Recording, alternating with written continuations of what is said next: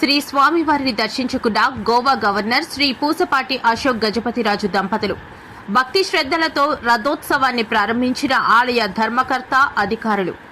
ఆలయ అనువంశిక ధర్మకర్త గోవా గవర్నర్ శ్రీ పూసపాటి అశోక్ గజపతిరాజు దంపతులు ఆలయంలో శ్రీ స్వామివారిని దర్శించుకున్నారు.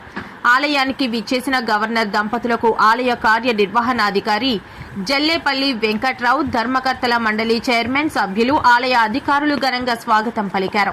ఈ సందర్భంగా ఆలయ ప్రధాన అర్చకులు వేద మంత్రోచ్చరణల నడుమ శాస్త్రోక్తంగా ప్రత్యేక పూజలు నిర్వహించారు. అనంతరం గవర్నర్ దంపతులు స్వామివారి సేవలో పాల్గొని తీర్థ ప్రసాదాలు, వేదాశీర్వచనం స్వీకరించారు.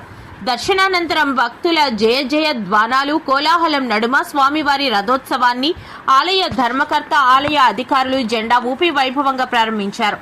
ఈ రథం భక్తుల కోలాహలం నడుమ తొలి పావంచ నుండి ఆదివారం కొత్త Gosala, Arilova, Hanumanthuvaka, Maddilapalem, Gurudwara junction, Akkayyapalem, NAD junction, Gopalapatnam మీదుగా రథం ప్రయాణం సాగుతుందని భక్తులు వారి మొక్కులు చెల్లించుకోవచ్చని తెలిపారు.